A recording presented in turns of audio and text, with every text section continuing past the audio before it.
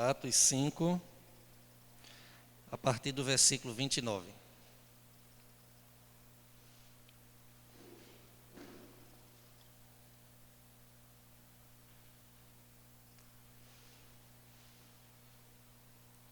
Diz assim a palavra do Senhor.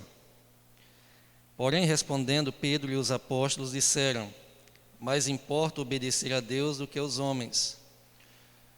O Deus de nossos pais ressuscitou a Jesus, ao qual vós matastes, suspendendo-os no madeiro. Deus, com a sua destra, o elevou a príncipe e salvador, para dar a Israel arrependimento e remissão dos pecados. E nós somos testemunhas acerca destas palavras. Nós e também o Espírito Santo que Deus deu àqueles que lhe obedecem. Porém, ouvindo ele isto, se enfureceram e deliberaram matá-los. Mas, levantando-se no conselho um fariseu chamado Gamaliel, doutor da lei, venerado por todo o povo, mandou que, por um pouco, levassem para fora os apóstolos. E disseram-lhe: varões israelitas, acautelai-vos a respeito do que haveis de fazer a estes homens. Porque antes desses dias levantou-se Teudas, dizendo ser alguém, e este se ajuntou a um número de uns 400 homens, o qual foi morto, e todos os que lhe deram ouvidos foram dispersos e reduzidos a nada. Depois deste, levantou-se Judas, o galileu, nos dias do alistamento, e levou muito povo após si. Mas também este pereceu, e todos os que lhe deram ouvidos foram dispersos. E agora digo-vos: dai de mão a estes homens, e deixai-os, porque se este conselho, ou esta obra, é de homem, se desfará, mas se é de Deus, não podereis desfazê-la, para que não aconteça serdes também achados combatendo contra Deus. E concordaram com ele, e chamando os apóstolos e tendo-os açoitado, mandaram que não falasse no nome de Jesus e os deixaram ir. Retiraram-se, pois, da presença do conselho, regozijando-se de terem sido julgados dignos de padecer afronta pelo nome de Jesus. Vamos orar. Senhor Deus e amado Pai, mais uma vez nós nos encontramos aqui reunidos como igreja do Senhor para te louvar e te adorar e também para aprender da tua palavra. Nós sabemos, ó Pai, que a tua palavra ela é viva e eficaz. Nós sabemos que a tua palavra ela é a base do fundamento da nossa fé. E nós sabemos, ó Deus, que nós precisamos ser instruídos, ensinados a respeito da tua palavra. Portanto, nesse momento eu peço a ação do teu Santo Espírito na vida de todos os presentes aqui, especialmente dos professores que irão ministrá-las. Que o Senhor possa sim usá-los, ó Pai, como instrumento vivo em tuas mãos, e que nós possamos ser edificados pelo poder da tua palavra. Que o Senhor possa edificar a tua igreja também com o ensino da tua palavra. Em nome de Jesus é que nós te oramos e agradecemos. Amém. Então, os jovens vão se direcionar para o salão anexo. Passo aqui a palavra para o professor Rivânio, o irmão Rivânio. Ele vai estar ministrando aí a lição para os adultos. E que Deus assim abençoe a cada um.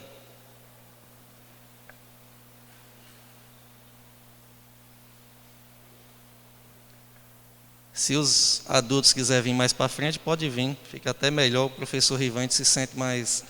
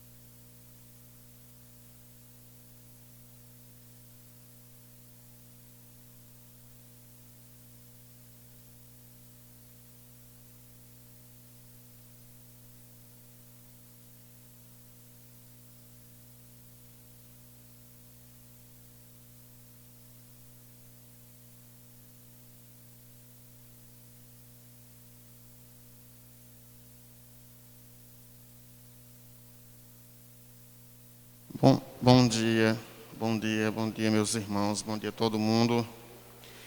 Nós hoje vamos para a lição 4, Abraão,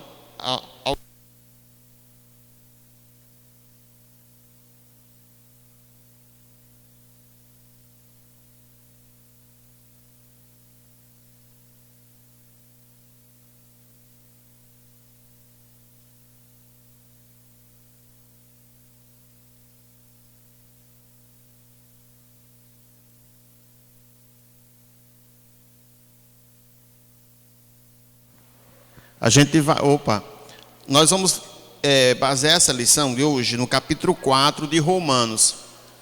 Por essa razão, antes da gente começar, eu quero pedir que os irmãos abram tanto a sua revista, como também a sua Bíblia. Deixe a sua Bíblia aberta em Romanos capítulo 4, tá bom?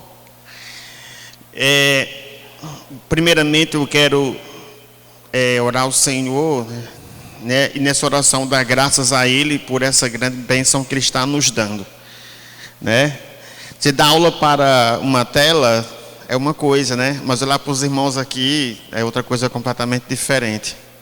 Isso nos anima muito, muito mesmo, graças a Deus. Vamos orar novamente? Senhor, nós queremos te agradecer, te dar graças por tua grande misericórdia derramada sobre as nossas vidas. A misericórdia de nos preservar, de nos proteger desse vírus. A misericórdia de nos dar as condições de estar aqui. A misericórdia de fazer com que nós agora tenhamos essa grande oportunidade de estudar a tua palavra. Ó Deus, a misericórdia do perdão dos nossos pecados. Ó Deus, cada um de nós, e eu que aqui estou falando contigo, Senhor, sabemos o quanto nós somos pecadores, o quanto somos falhos, fracos. E mesmo assim o teu amor tem superabundado sobre a nossa fraqueza, sobre o nosso pecado, nos dando a condição, Senhor, de estarmos aqui. E assim queremos te pedir que o Senhor continue conosco, sabendo, Deus, que aqui estamos, não por nossos méritos, não por nossas condições, não por nada ou alguma coisa que possamos ou queiramos fazer, mas pelas muitas e ricas misericórdias alcançadas e distribuídas por Jesus lá na cruz. Abençoa-nos, ó Deus, nesse momento. Que teu Espírito Santo, que abençoa os teus servos no passado, iluminando para escrever, ó Deus, a tua palavra, que possa também agora iluminar as nossas mentes, os nossos corações, para compreendermos a tua palavra. E que essa manhã possamos ser e ter edificação em nossas vidas, que possamos não só aprender, não só ter um conhecimento intelectual, mas que esse conhecimento intelectual também toque as nossas vidas, os nossos corações, que possamos aprender, que possamos, ó Deus, ter um aumento de nossa comunhão contigo. Nós te oramos em nome de Jesus. Amém. Beleza. Abraão alcançado pela justificação. Beleza. Meus irmãos, essa lição de hoje é interessante, certo? Eu não sei se todos os irmãos têm acompanhado as aulas que a gente, porque de certa forma até ficou fragmentado, porque a primeira aula foi pelo YouTube, depois foi aqui, depois foi o YouTube de novo. Mas assim, irmãos, é importante saber algumas coisas. Primeiramente, o livro, não melhor, a carta de Romanos, para muita gente, é o livro mais importante da Bíblia, Para a maioria dos teólogos, é o livro mais importante da Bíblia, porque é o livro que contém toda a nossa base de justificação. O livro de Romanos é um tratado de justiça. O apóstolo Paulo escreve, no livro de Romanos, o tratado de justificação, que a forma como Deus justifica o homem e lhe concede salvação. É o livro de Romanos, certo? Como a gente viu, o livro de Romanos, a carta de Romanos é fruto de quê? É fruto da preocupação de Paulo com uma igreja que crescia muito, e que ele não conhecia. A igreja em Romanos não foi uma igreja criada, vamos dizer assim, não foi uma igreja edificada pelo apóstolo Paulo, doutrina indica que a igreja de Romano, ela surgiu a partir de judeus, né, que tiveram a experiência do Pentecostes, certo? E aí eu vou ter que voltar muito no tempo, mas assim, só para resumidamente, os irmãos quando leem Atos, ele lê o dia de Pentecostes, né? No dia de Pentecostes, ou seja, nas festas judaicas, todos os judeus, de onde eles estiverem, eles vão para Jerusalém participar da festa. E no Pentecostes, né, tinha gente de todos os lugares, inclusive de Roma. Então esses judeus que foram abençoados em Pentecostes, que se converteram a Jesus, eles voltaram para Roma e lá constituíram a igreja de Roma, certo? O apóstolo Paulo ficou sabendo daquela igreja e como aquela igreja passou a ter um protagonismo. E aí, quem é o apóstolo Paulo? O apóstolo Paulo é essa bênção de Deus que foi usado por Deus para edificar a igreja de Deus. Então Deus usou o apóstolo Paulo para escrever uma carta que instruía e edificava aquela igreja, certo? Haja vista que aquela igreja inicialmente construída por judeus, certo? Mas que ao longo do tempo ela foi o quê? Foi entrando gentios na igreja, certo? Então vamos lembrar que judeu, Velho Testamento, e gentio, o não judeu. Inicialmente, dentro da história da igreja, começou a ter problemas. Inicialmente, o gentio era salvo, né? Depois isso foi demonstrado pelo próprio Deus, por exemplo, a figura de Pedro, quando Deus falou com Pedro lá em Atos, que não amaldiçoaria aquilo que Deus abençoaria, né? Que era em relação aos gentios. Depois vai ter o caso em relação ao cumprimento da lei, né, onde os judeus queriam impor, por exemplo, sábado, queriam impor a circuncisão e outras regras judaicas para a igreja, né? E Paulo vai trabalhando tudo isso, certo? Então o que acontece? Quando Paulo, inicialmente no capítulo 1, ele se apresenta e apresenta a igreja, né? Do capítulo 2 ao capítulo 3, ele vai falar sobre a justificação, certo? Os irmãos que quiserem ver isso, né? A nossa lição passada foi praticamente só sobre isso, justificação. Resumidamente, na nossa visão humana, a gente tem a visão de justificação, né, como uma pessoa consegue por si mesmo provar que é justa, né? Mas quando você vai estudar, você tem aqui uma advogada, vai me ajudar até nisso, se for preciso, que nenhuma pessoa, até na vida humana em si, ela não é autojustificada. Ela tem que passar pelo júri, né? Ela vai ter que passar por todo um processo, e depois daquele processo é que ela é justificada, né? Voltando aqui para a história, no capítulo 3 principalmente, Paulo fala sobre essa justificação, e ele coloca o quê? Não tem pessoa justa, tem pessoa justificada. Nenhuma pessoa, até ele diz lá no capítulo 3, verso 10, não há um justo. Então nenhum ser humano é justo e nem tem a capacidade de se auto-justificar diante de Deus. E aí, então é o próprio Deus quem justifica a pessoa mediante a fé em Jesus. E aí vem a justificação pela fé, sabe? Então é nessa direção, o capítulo 3 trabalha tudo isso. Beleza. Aí se os irmãos entenderem até aí dá para a gente entrar agora no capítulo 4, né? Porque a lição ela sai nessa renda. O livro de Romanos, estou falando só o livro, ó, a carta ao Romano, ele segue nessa direção. E agora vai falar de Abraão. Por quê? Porque duas coisas. Dentro da igreja de Roma havia judeus. 2, a lei foi anulada. 3, as pessoas não seriam justificadas por obras. Entendido? E aí vocês vão entender agora por que Paulo usa o exemplo de Abraão. Porque no Velho Testamento, a figura emblemática de justificação pela fé, quem é ele? Abraão. Entendido? Então, se olha para o Velho Testamento, você vai dizer: Abraão creu em Deus e isso foi imputado como justiça. Você vê, já lá no Velho Testamento, você já vê já a palavra imputado, ou seja, de fora para dentro. Deus justificou Abraão e foi pela fé.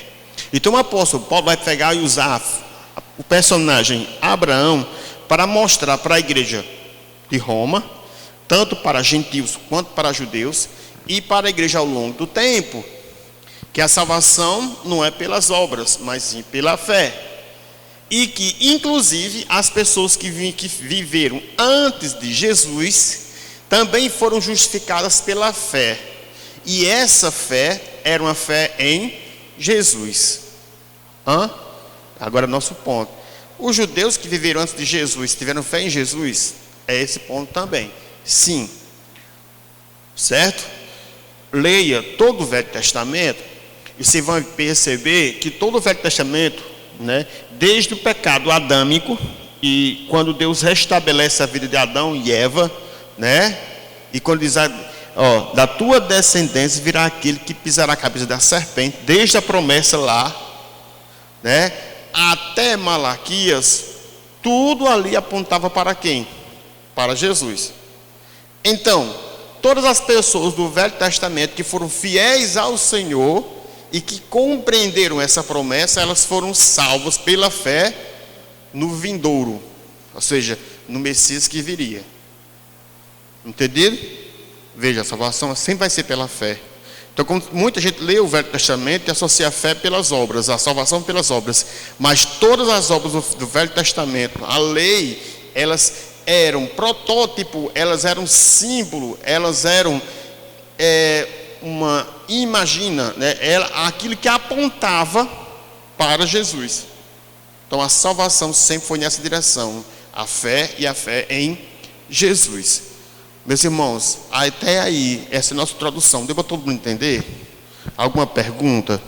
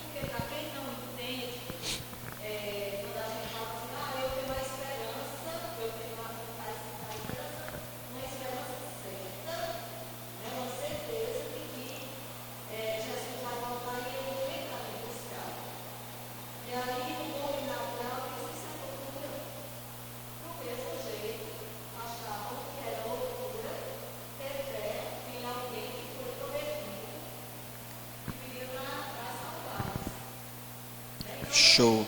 É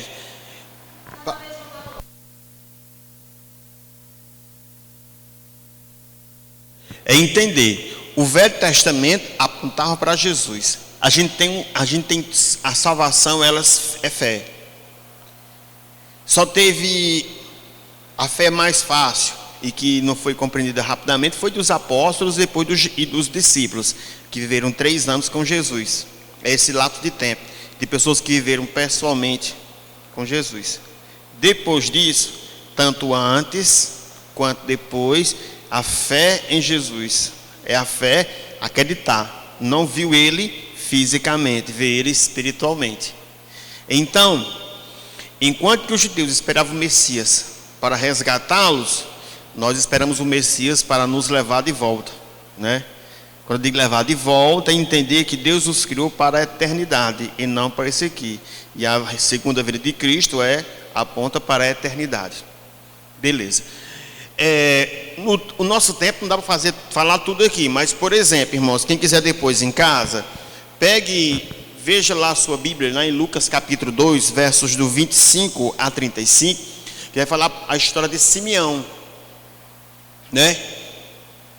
Essa história de Simeão, ela exemplifica muito bem o que eu falei até agora, certo? A história do cântico de Simeão, e como o cântico era um homem já idoso que esperava a promessa, e quando ele viu Jesus, a criança, ele fez um canto agradecendo, dizendo: agora eu posso morrer, porque agora eu vi a promessa. Então essa história de Simeão, ela exemplifica muito bem o que eu disse até agora. Todos os judeus do Velho Testamento que foram salvos, eles foram salvos na promessa da vinda de Jesus. Então, o irmão pode ver esse texto em casa se quiser. Esse texto não está na lição, foi quando eu estava estudando, eu fico lendo, aí fico vendo aqui que está faltando alguma coisa, aí fui acrescentando. Então, esse texto, ele exemplifica muito bem isso. Se o irmão quiser fazer isso em casa, pode ver, certo? E aí, entendendo isso, entender que a salvação, ou seja, a vida eterna é pela justificação. E a gente vai ler agora o capítulo 4, e o capítulo 4 vai mostrar agora que a história de quem? De Abraão, que vai ser uma história que vai ajudar tanto para edificar os judeus da igreja de Roma, como os judeus de toda a igreja, como também os gentios e nós hoje. Vai edificar-nos em relação ao seguinte: a salvação pela fé. E Abraão é exemplo disso. Ele foi salvo não pelas obras, mas sim pela fé. Certo? Então, nessa direção aí. Beleza. Seguindo a nossa fala aqui, a gente vai para o primeiro ponto da revista, que diz o seguinte: as obras não são instrumento para justificação. As obras não são instrumentos para justificação. A gente vai ler agora um pouco do capítulo 4. Vou começar, certo? Vendo isso aí no capítulo 4. Tá certo? Então vejamos, irmãos, ó, o capítulo 4 fala de a justificação de Abraão pela fé.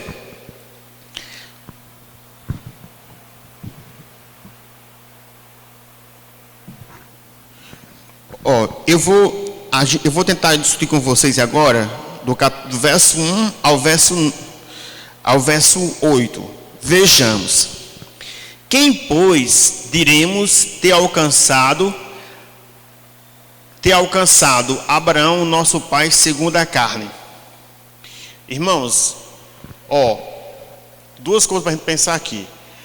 Abraão, ele é tido como o pai dos que têm a fé, certo? Os judeus o têm como pai, e aí se vai estudar a própria história hebraica, Abraão está entre os patriarcas dos judeus, hebreus e israelitas.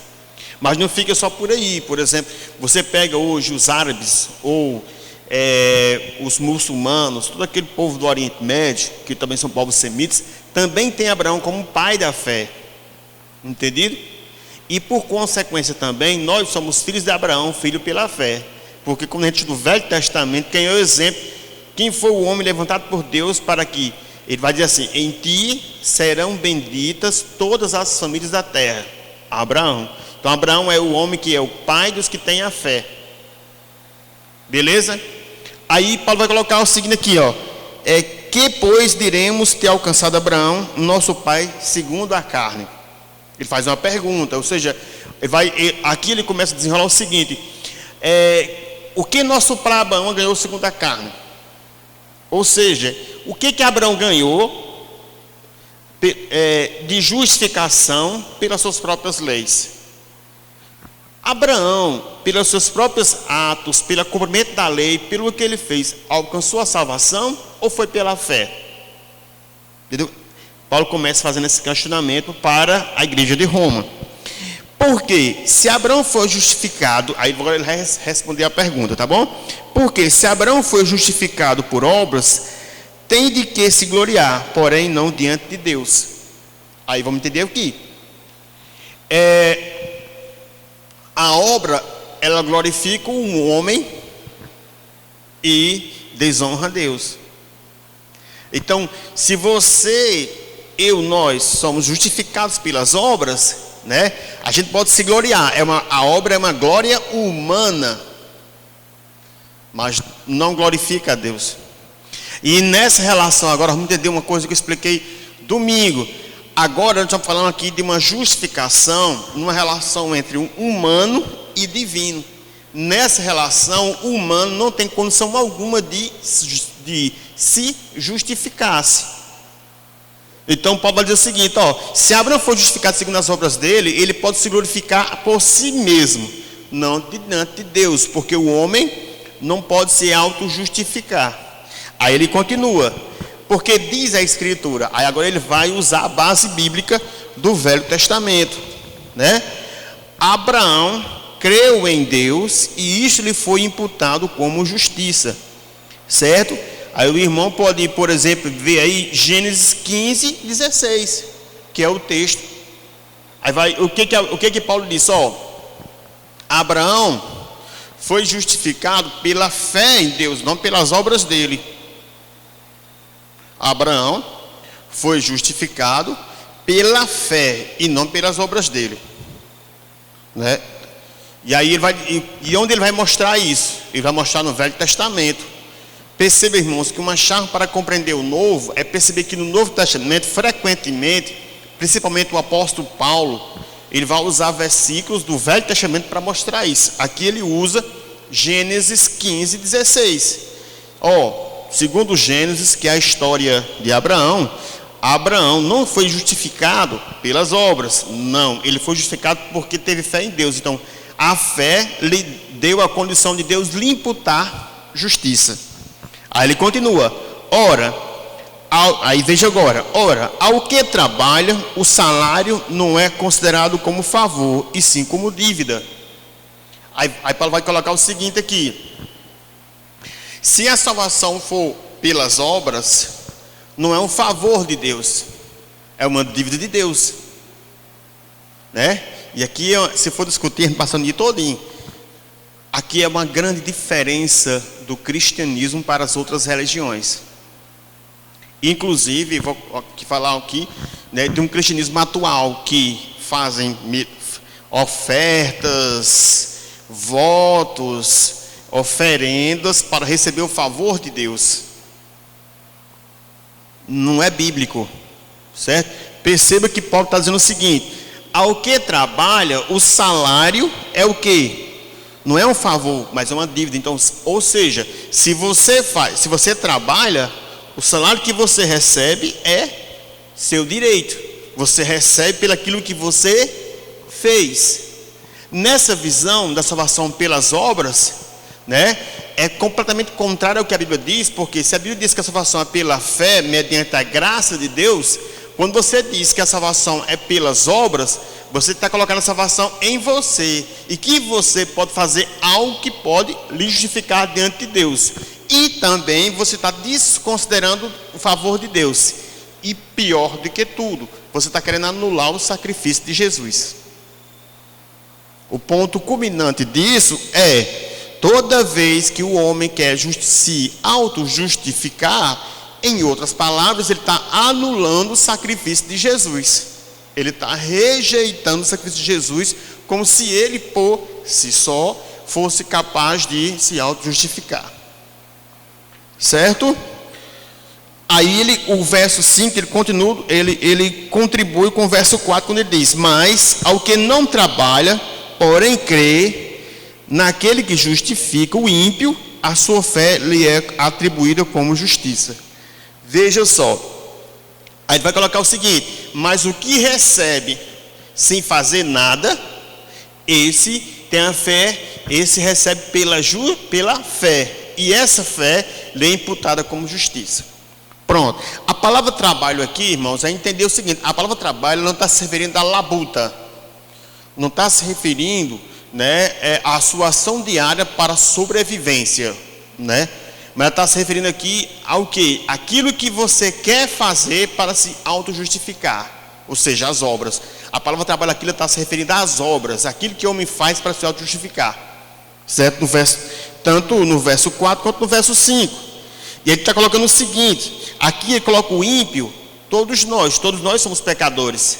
E aí o pecador, o ímpio, ele é justificado, né, mediante a fé, quando ele reconhece que por si só não tem condição de se justificar, certo? E esse é o ponto interessante, certo? Porque muitas pessoas que se consideram melhores acabam não sendo salvos. A salvação é um processo de auto-reconhecimento de que é pecador, de arrependimento de que é pecador, aceitar Jesus como Salvador, né? E aí ser salvo. Então, dentro desse processo, tem a questão do reconhecer-se e arrepender-se, certo?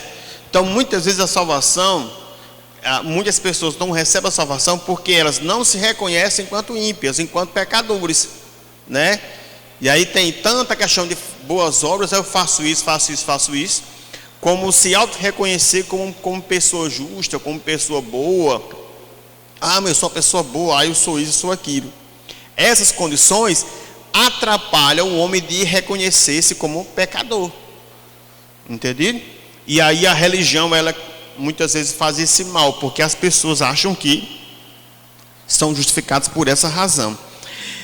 Aí o verso 6: e é assim também que Davi declara ser bem-aventurado o homem a quem Deus atribui justiça, independente das obras. Aqui ele vai usar outro exemplo. Paulo, ele era o espetacular, o grande intelectual, talvez o homem mais intelectual do Novo Testamento.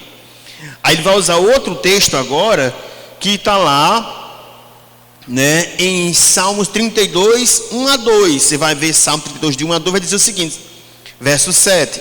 Verso 7 é repetição do Salmo 32. Diz assim, bem-aventurado significa mais do que feliz.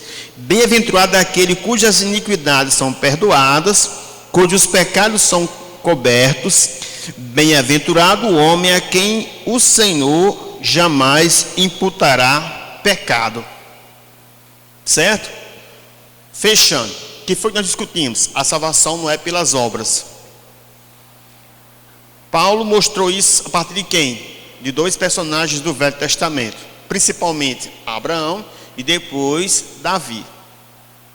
Mostrou Abraão como pai da fé, e mostrou Davi falando sobre isso, certo? E é interessante, se você ler o Salmo 32, vai dizer que Deus não imputará o pecado. Vejam só, que maravilha. Meus irmãos, todos nós somos pecadores. Eu tenho certeza que todo mundo que está aqui e que está nos acompanhando já pecou hoje. Mas a misericórdia de Deus é tão grande sobre aqueles que o aceitam como Senhor e Salvador, que esse pecado não é a condição de Deus lhe rejeitar. Ele não imputa pecado. E o que é não imputar pecado? Porque nós temos um acusador, Satanás, que fica frequentemente. Leia a história de Jó, você vai ver isso, Olha, ele faz isso, aquele fulano faz isso. E Deus não imputa pecado, porque Deus já nos salvou em Cristo. Entendido? Por meio de nossa fé. Que fé? Aceitar o sacrifício de Cristo na cruz como único, não tem outro, e cabal. Jesus disse, está consumado. Amém? Primeiro ponto, irmãos, eu estou sendo rápido, porque senão a gente demora muito. Até aí, todo mundo entendeu? Alguma pergunta, alguma colocação?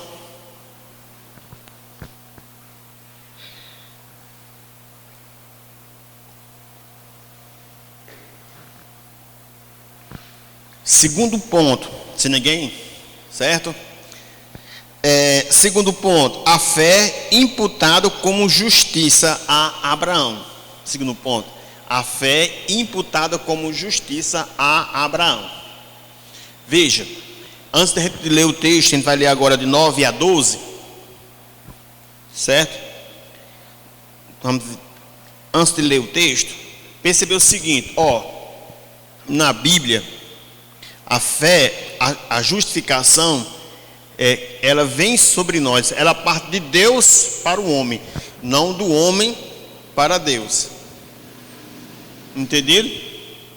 Por isso que você vai ver Paulo falando que Jesus é justo e justificador.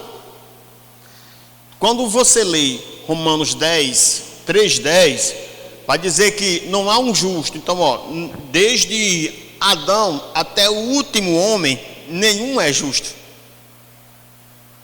Então, se não tem nenhum justo, nenhum tem a capacidade de se auto-justificar diante de Deus. Então, quem é o justo? Quem foi o justo? Quem será sempre o justo? Jesus. Então, Jesus é o justo. E o fato de Jesus morrer na cruz por nós, ele torna o justificador. Quando a gente aceita Jesus lá na cruz, o justificador, Jesus, imputa sobre nós justiça e nos justifica. Ok? Aí aqui eu vou usar uma palavra agora, redimir, né? Quem acompanhou a nossa lição domingo, eu falei muito, expliquei essa palavra, porque é uma palavra usada muito por Paulo no capítulo 3, para falar sobre a justificação. Na época de Roma e todo o Velho Testamento havia o que? Os escravos. O escravo é uma pessoa sem status jurídico. O que é isso? Toda pessoa que é cidadã, ela tem, por exemplo, tem documentos que diz quem ela é, né? O registro geral da pessoa, certificado de nascimento, CPF, todo um conjunto de documentos que demonstra quem ela é para a sociedade, quem ela é profissionalmente, quem ela é como indivíduo comercial, tudo. É uma pessoa, né? Que tem vontade, que tem interesse, dona de si mesmo, que ninguém pode licenciar o direito de liberdade. É uma pessoa. Quando você pega um escravo, é uma pessoa que perde tudo isso. Ela deixa de ser uma pessoa para ser uma coisa. Deixa de ser uma pessoa com vontade para ser uma pessoa de posse de outra pessoa. E passa a ser uma mercadoria, ela é vendida ou comprada. Era um escravo. Entendido? Um escravo nunca por si só conseguiria a salvação, ou seja, redimir. A remissão de um escravo, ela é imputada de fora, ou seja, alguém comprava-lhe a liberdade. Entendido? Então a remissão de um escravo era quando alguém, por exemplo,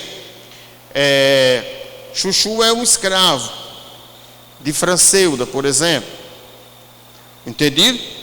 Aí eu queria redimir Chuchu, o que eu faria? Chegar para a Franceuda e dizer, quanto é o preço desse escravo? Aí o que eu faço? Ela diz, tanto, pois tomo o dinheiro, agora ele é meu. E aí tem o seguinte, eu paguei o preço por ele, agora ele é meu escravo.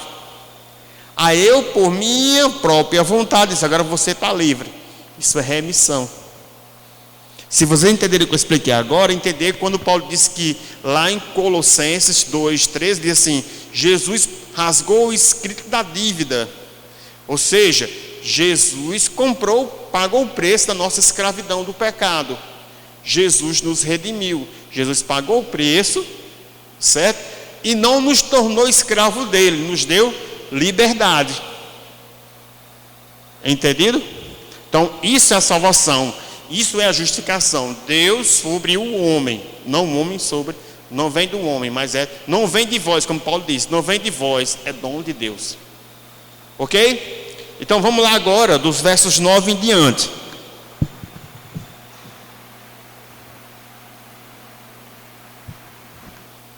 Verso 9 em diante. Diz o seguinte: vem, pois, esta bem-aventurada exclusivamente sobre circuncisos ou também sobre incircuncisos?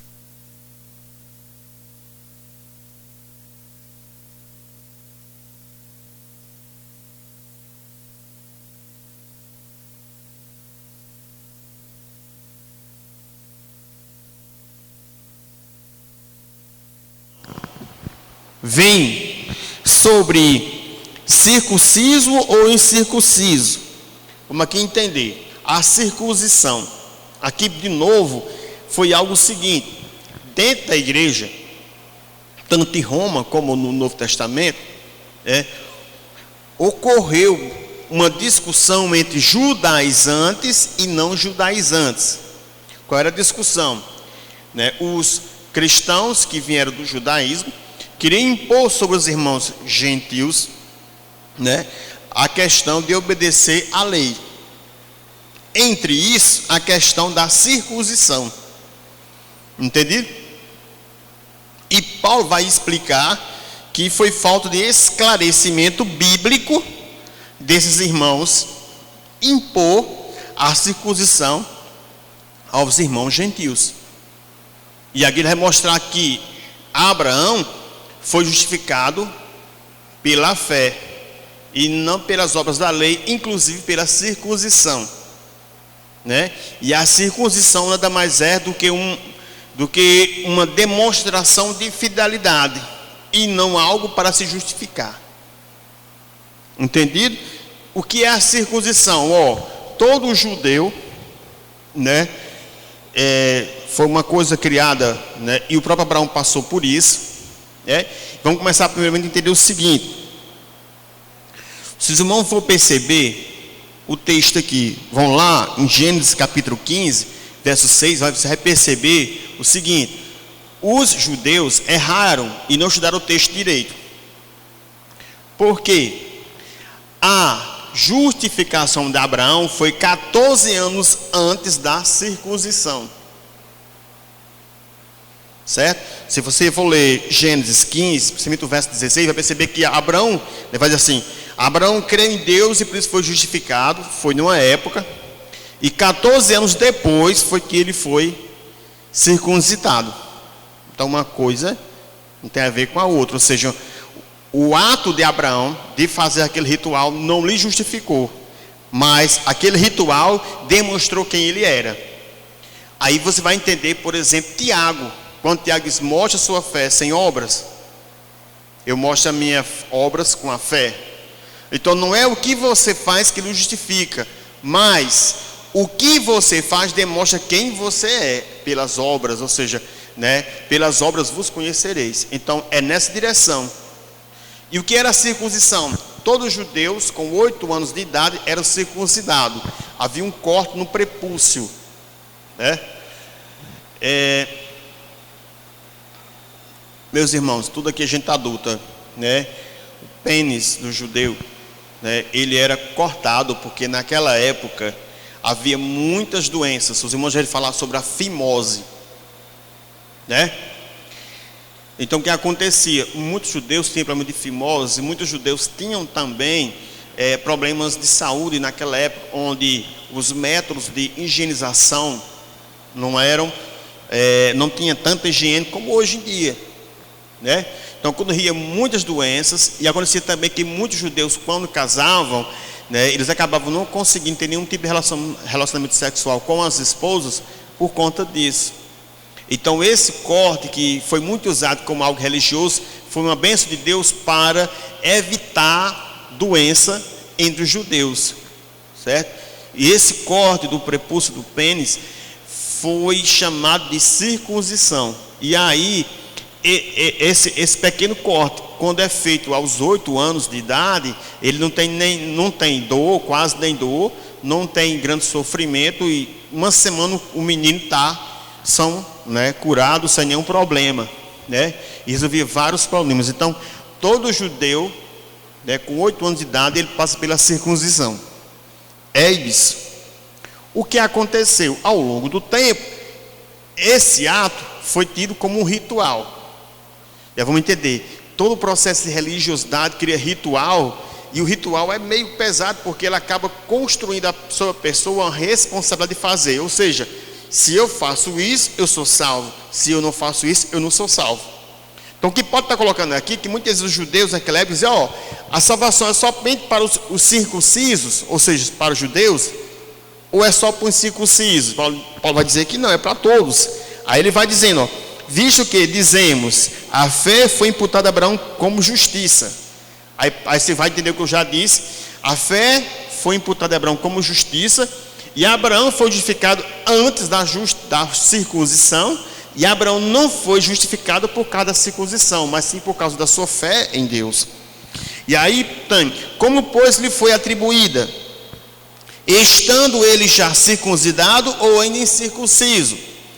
Não no regime da circuncisão, e sim quando incircunciso. Aí vai aqui, você vai lembrar do que eu falei, Gênesis 15.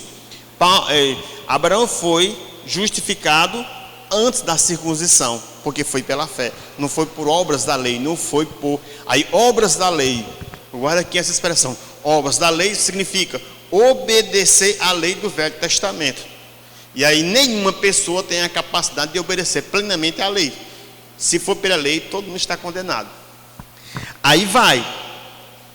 Como, pois, foi atribuído? Como foi, pois, atribuída? Estando ele já circunciso ou incircunciso? Aí, não no regime da circuncisão, e sim quando incircunciso. Verso 11. Recebeu o sinal da circuncisão como selo de justiça que teve quando ainda incircunciso, para vir a ser pai de todos os que creem, embora não circuncidados, a fim de que lhes fosse imputada a justiça. E pai da circuncisão, isto é, daqueles que não são apenas circuncisos, mas também nas pisadas da fé que teve Abraão, nosso pai, antes da circuncisão. Vejam só, aqui Paulo vai falar, é muita coisa, né? É entender, aqui é muita coisa que Paulo vai falar para nós. Primeira coisa, ele demonstra que a justificação de Abraão não foi porque ele obedeceu a lei, mas porque ele teve fé. A segunda coisa é sinal. Guarda aqui, sinal. Deus, ele é maravilhoso.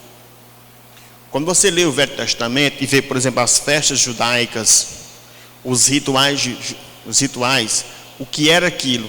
Era uma forma didática de ensinar. Entendido? Era uma forma didática. Por exemplo, quando você lê sobre as festas, os Pentecostes, a festa de tabernáculo, todas as festas judaicas eram festas, né, onde os judeus se divertiam, mas ele tinha um propósito, que era o seguinte: no momento daquela festa, eu relembro das promessas de Deus para a minha vida. Entendido? Então, todo o Velho Testamento, ele coloca festas, coloca rituais, e a gente tem que entender agora, esse ritual, aqui tem uma diferença entre o ritual cristão, judeu, da Bíblia, e o ritual de outra religião. Muitas religiões têm ritual no sentido de que aquilo que eu faço me dá uma credibilidade diante de Deus. É o ritual. Os rituais aqui da Bíblia são sinais.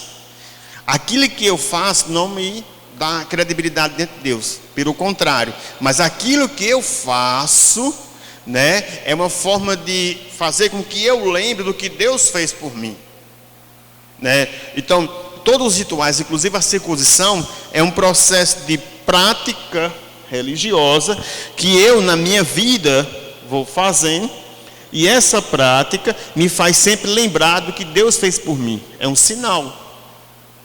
Nós cristãos temos uma prática religiosa que faz com que nos lembre do que Jesus fez por nós. Quem lembra? Qual é? A ceia. É um sinal. Tem gente que eu não concordo. Eu não sou teólogo, viu, irmãos? Mas assim, eu gosto de estudar. Eu não concordo com a expressão Santa Ceia. Porque quem é santo são as pessoas, não é a ceia. O que é a ceia? É um sinal. Que sinal? Quando você participa da ceia, fazer isso em memória de mim. Você vai lembrar do que Deus fez por você. Então, é um memorial. Assim como a circuncisão, assim como as festas, assim como a lei do Velho Testamento. Era sinal e memorial. Aí, seguindo aqui, a gente vai seguir até o verso 18. Aí, vejam só. Aí, o verso 11 vai dizer que Abraão foi circuncidado fazendo isso. Verso 2, foi o pai. Vejam só. O verso 12 vai dizer que Abraão foi o pai. Interessante, ó. Abraão foi o pai tanto do incircunciso como do circunciso. Ou seja, tanto de judeu quanto de não judeu. Abraão é o pai dos que têm fé. E aqui é um ponto que Paulo está aqui defendendo agora os gentios dentro da igreja. Deus amou o mundo. Beleza? Então, e veja, quando Paulo usa também a figura de Abraão, Paulo fala para os judeus o seguinte, ó, qual foi a promessa de Deus a Abraão? Em ti serão benditas todas as famílias da terra.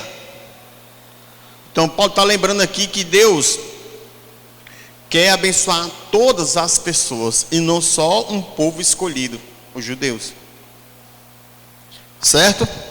Aí vai o verso 13. Não foi por intermédio da lei que Abraão, ou sua desobediência, coube promessa de ser herdeiro do mundo, e sim mediante a justiça da fé.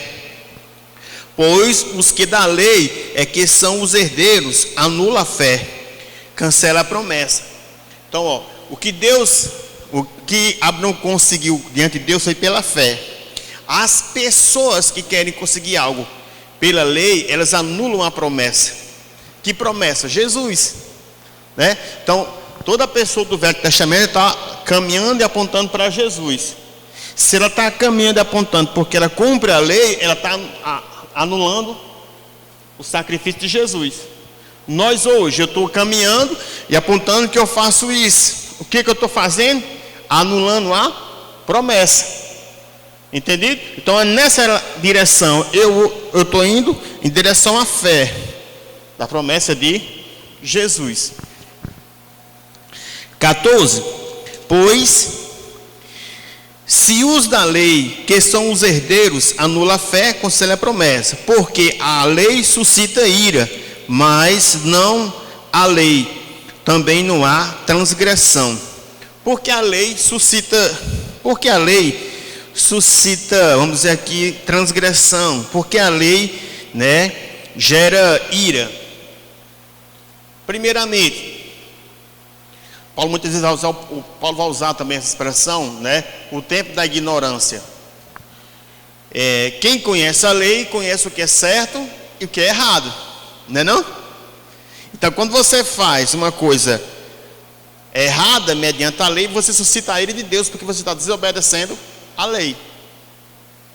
E sem lei não há transgressão, porque se você não sabe o que é para fazer, você está sendo inocente, não é isso? Então, seguindo até o 18, esta é a razão porque provém da fé, para que, segundo a graça, a fim de que seja firme a promessa para toda a descendência, não somente está no regime da lei, mas também ao que é da fé que teve Abraão, porque Abraão é o pai de todos. Como está escrito, por pai de muitas nações te constituí, perante aquele no qual creu, o Deus que vivifica os mortos, também existência que não existe. Abraão, esperando contra a esperança, creu para vir a ser pai de muitas nações, segundo o que fora dito. Assim será a sua descendência. Certo? Para fechar aqui, veja. O verso 16 coloca uma duvidazinha, ó. Regime da lei, Velho Testamento. Regime da graça, Novo Testamento. Em todo esse período, a justificação foi mediante a fé.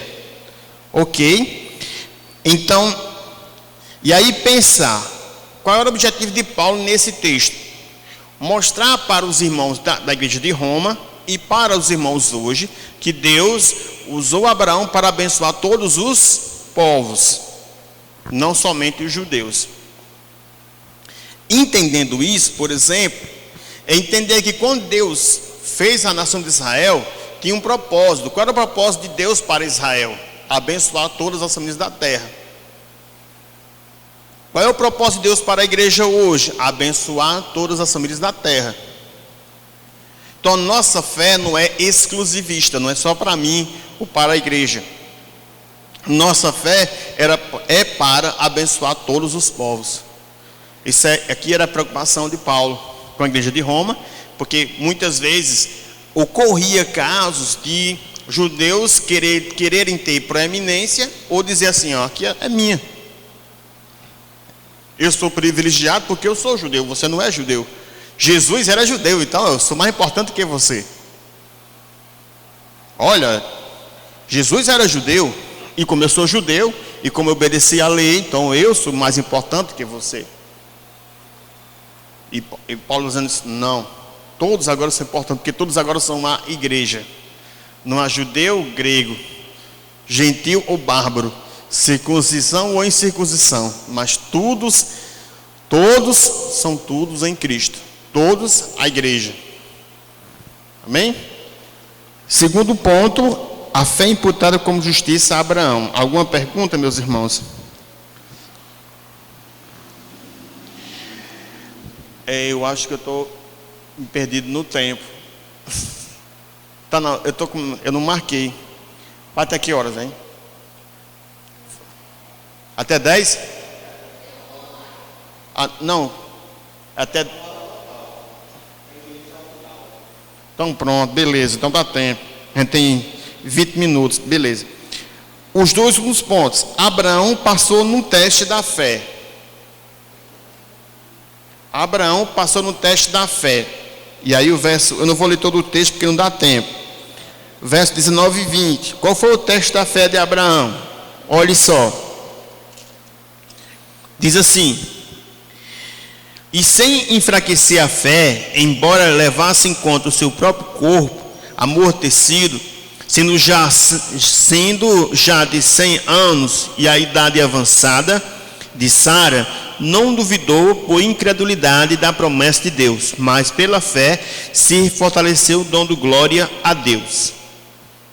Então, Abraão passou no teste da fé. O que foi que aconteceu com Abraão? Primeiramente, o que é fé? Hebreus 11:1.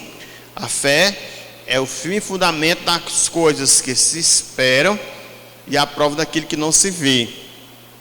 Isso se encaixa perfeitamente na figura de Abraão. Abraão estava na sua tenda, né? Chegou os anjos de Deus, disse que ele ia ter um filho. Aquilo era impossível para um homem de 100 anos e uma mulher de 90 anos. Entendido? Aqui todo mundo aqui é maduro sabe que às vezes as pessoas têm uma visão meio errada do casamento, associa casamento ao sexo, né? E, vou dizer, Abraão e Sara, 100 anos e vida que segue. Só que o sexo era praticamente inexistente naquele casal, um velho e uma velha, certo? Ali era o companheirismo. Mas quando Deus chega para ele e fala, o que acontece com Abraão? Ele acredita, né? Abraão, ele tem esperança, ele aceita, ele diz: olha, da tua descendência, né? E como assim, você vai ler o texto, vai dizer aqui, conte as areias. Ou seja, se você for olhar hoje, irmãos, para a descendência de Abraão é quase incontável. Você olha para judeus, você olha para árabes, né, geneticamente falando, em questão de etnia, conte. E você fala da fé. Quem é descendente de Abraão hoje? É possível contar? Então, aquela atitude de fé de Abraão, de aceitar, né, fez isso, nos abençoou. Então Deus separou um casal para que por meio daquele casal, Sara e Abraão abençoasse todas as pessoas.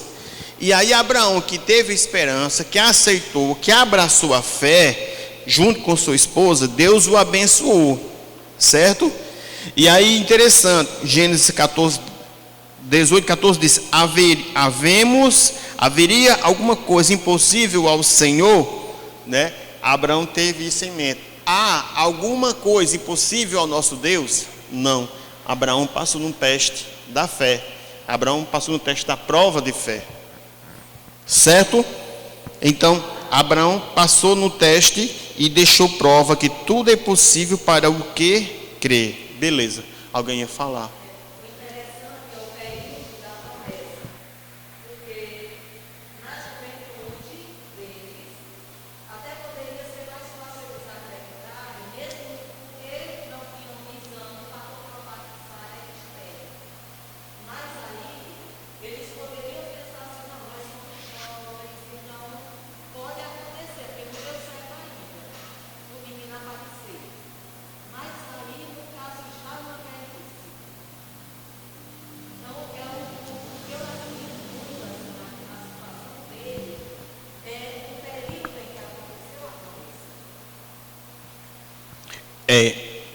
É que nosso tempo é curto, né? Mas assim, meus irmãos, na vida de comunhão com o Senhor nunca faz a coisa mais fácil.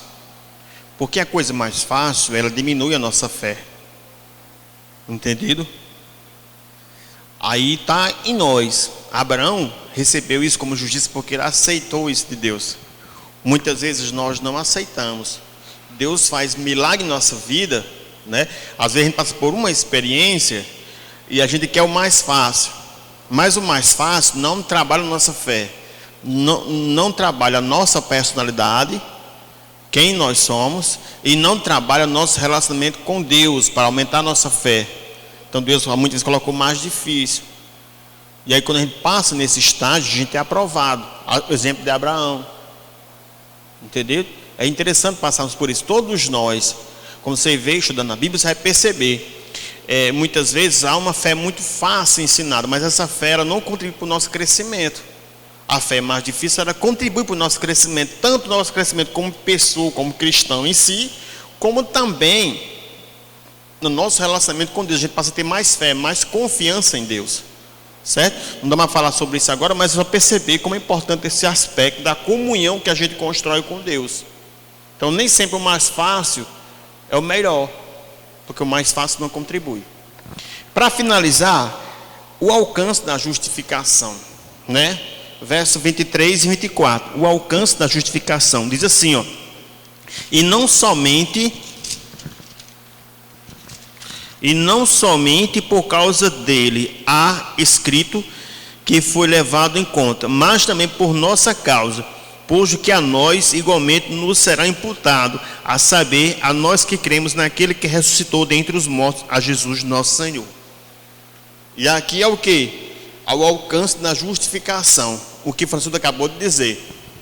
Essa justificação de Abraão, né, ela alcançou nós, o alcance dela.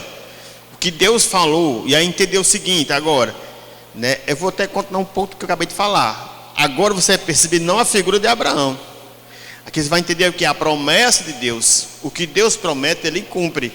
O que foi que Deus prometeu a Abraão? Em ti serão benditos todas as famílias da terra. Então, a justificação que Abraão recebeu, ela tem um alcance universal, porque ela alcançou todas as pessoas que têm fé. Entendido? E aí Paulo termina o texto aqui falando o seguinte: quem foi justificado? Ele vai falar o quê? Vai falar sobre Jesus, ou seja, a vinda, a morte, crucificação, ressurreição e a ascensão. E aí toda essa justificação, Jesus.